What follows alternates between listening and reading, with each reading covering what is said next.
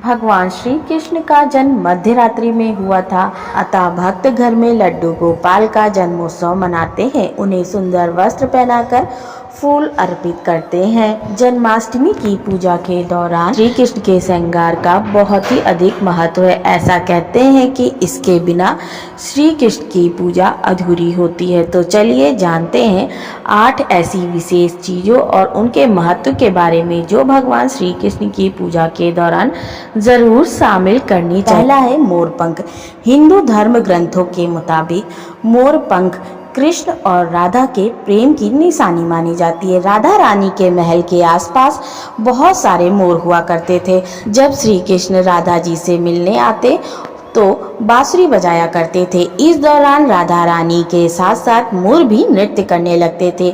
एक बार जब मोर का पंख जमीन पर गिरा तो कृष्ण ने उस मोर पंख को उठाकर अपने मस्तक पर लगा लिया। इसके बाद से ही कृष्ण और मोर पंख एक साथ नजर आने लगे। जन्माष्टमी के दौरान मोर पंख से श्री कृष्ण को हवा भी दी जाती है। श्री कृष्ण का श्रृंगार जब भी होता है तो इस दौरान उनके मुकुट में मोर पंख अवश्य लगाना चाहिए। मान्यता यह भी है कि श्री कृष्ण की कुंडली में सर्प दोष था, जिसे दूर करने के लिए वासुदेव अपने मुकुट में मोर पंख लगाया करते। ऐसा कहते हैं कि मोर और सर्प एक दूसरे के शत्रु हैं। इसे लगाने से काल सर्प दोष से भी मुक्ति मिलती है। दूसरा है बांसुरी।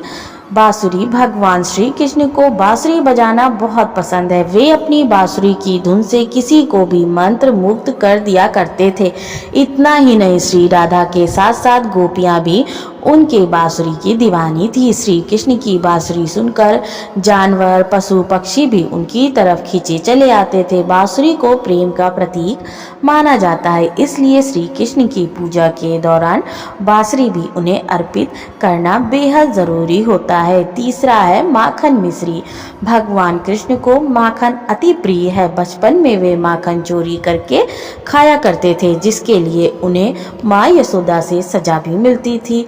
श्री कृष्ण जब युवावस्था में आए तो उन्होंने गोपियों की मटकी से माखन चुराने का काम शुरू किया, जिसके बाद उन्हें माखन चोर कहा जाने लगा। जन्माष्टमी की पूजा के दौरान श्री कृष्ण को चढ़ने वाला मुख्य प्रसाद माखन ही होता है। चौथा है झूला। जन्माष्टमी को श्री कृष्ण के जन्मोत्सव के रूप में मनाया जाता है। इस दौरान रात्रि 12 बजे श्री कृष्ण के जन्म के बाद धूमधाम से आरती पूजा की जाती है और लोगों के बीच में प्रसाद बांटा जाता है। भगवान कृष्ण को पूजा के दौरान एक पालने पर बाल लड्डू गोपाल के रूप में स्थापित किया जाता है और उनकी पूजा अर्चना की जाती है।